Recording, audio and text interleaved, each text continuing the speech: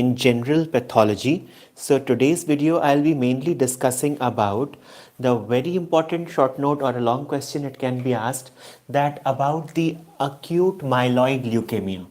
So leukemia, the word itself is suggesting that it is an abnormal proliferation of the white blood cells, and these, if there is the abnormal proliferation of the white blood cells are there, so basically when we look at the counts of the WBCs, since the white blood cells they are having the usual count of around 4,000 to 11,000 cubic cells per cubic centimeter. So the normal WBC count is disrupted and it is a cancerous condition, because in the condition of acute myeloid leukemia there is abnormal proliferation of the white blood cells what is occurring. So actually it is a malignant neoplasm, because the word is suggesting that since it is malignant means it is rapidly spreading to various parts of the body in the form of in the blood. It will rapidly spread, and in some cases it can also spread to the important organs such as the lungs, the testicles, the brain,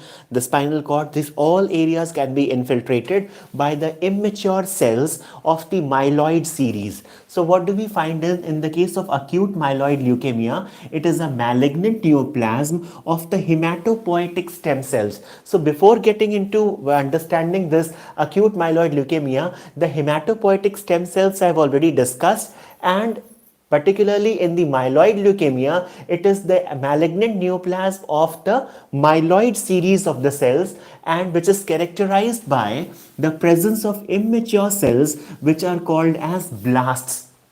So just in brief we are going to look at that what is this bone marrow stem cells and how are they. So see, since in the long bones in our body, the long bones are there, and in the center of the long bones there is a spongy tissue what is called as the bone marrow. So this is the site where the precursors of all the important cells, that is the RBCs, the WBCs and the platelets, they are being synthesized. The progenitor cells, they are developing in this bone marrow, and it is the blood hematopoietic stem cells what are present over here. So this bone marrow is containing the blood stem cells, and which differentiate into two types. First is the lymphoid stem cell series, and the next is the non-lymphoid stem cell.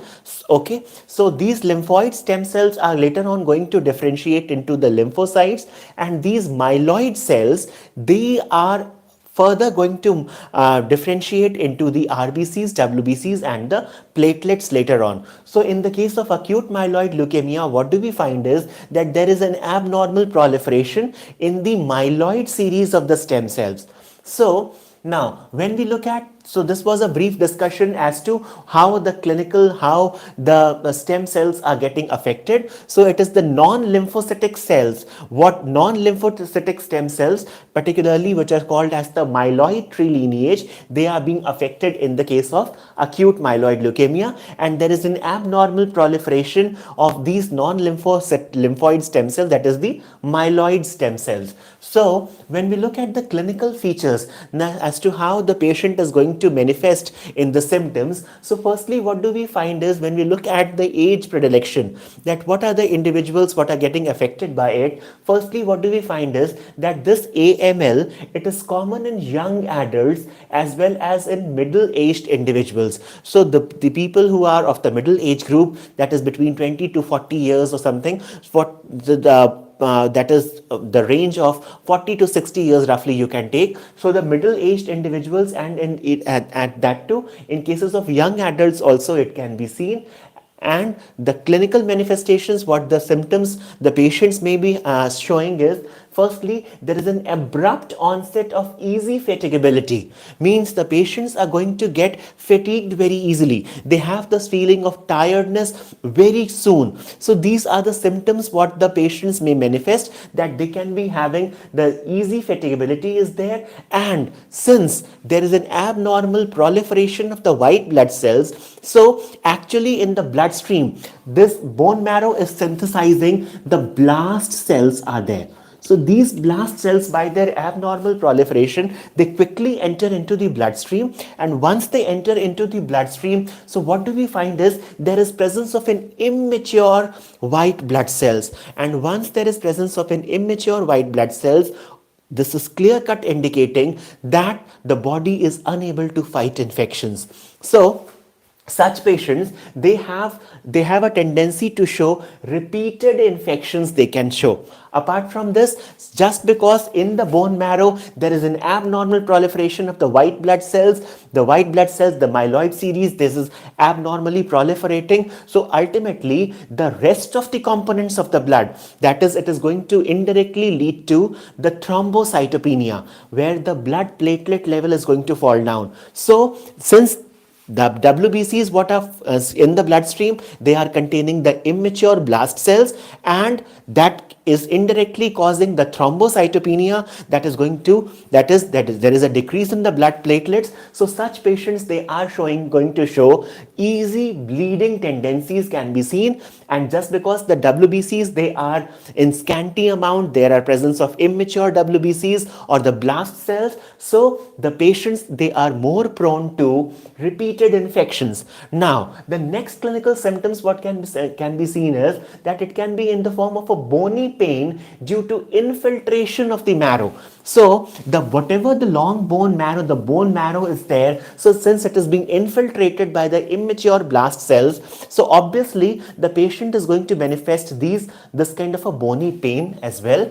And the central nervous system, the symptoms what can be seen is that there is malignant infiltration. So even the central nervous system is going to have this malignant infiltration of the cells, and particularly this can lead to the patient may have, once it enters into the brain, the brain and the spinal cord, so this can also cause headache as well as visual blurring can be seen in such patient. Apart from this, if this metastasizes to the liver and spleen, so hepatosplenomegaly may be present in such patients. Now when we look at the lab investigations, so when such patients peripheral blood smear is being taken, so in such patients, since the myeloid series, they are abruptly increased in the bloodstream, so the normal WBC count, what do we have is that it ranges from about 4,000 to 11,000 cells per cubic mm.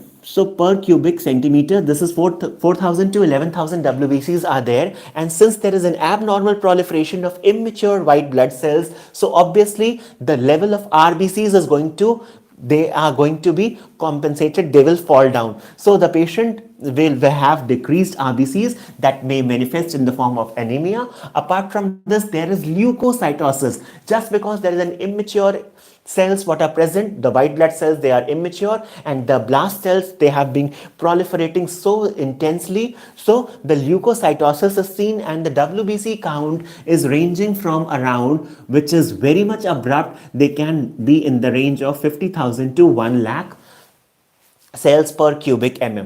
Apart from this, since the WBCs are proliferating enormously, so the platelets and the RBCs, they will fall down. So that the patients may manifest then in the blood smear. What do we find is there can be thrombocytopenia as well. Now moving on, the next important lab investigation what can be seen is that is the blood picture is showing blasts, and these blasts, they are immature, and other primitive cells can also be seen in the peripheral blood smear.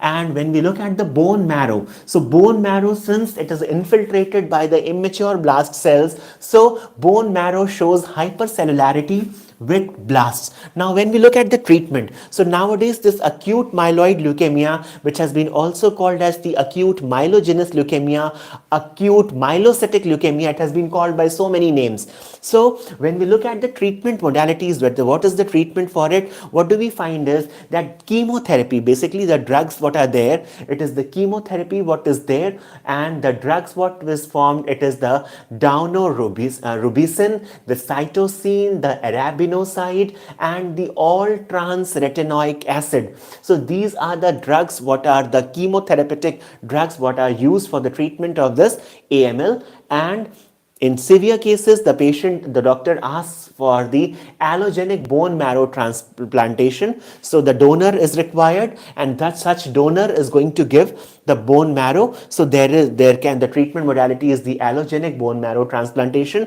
Apart from this, since this RBCs has fallen down, the platelets have fallen down, so supportive therapy can be given with the help of blood transfusion and antibiotics. So students and viewers, this was a very short discussion where I tried my level best to give you in simple terms that what is the definition of acute myeloid leukemia, what are the clinical features the patients manifest, what are the lab investigations, and what are the treatment modalities, and what are the drugs. So students and viewers, if you still have any queries or comments, you're most welcome to comment me in the comment section. And if you like this video, give this video a thumbs up. And students and viewers who are new to my channel, who haven't subscribed, subscribe, and don't forget to press the bell icon so that you can be further updated for my upcoming videos. Thank you for watching.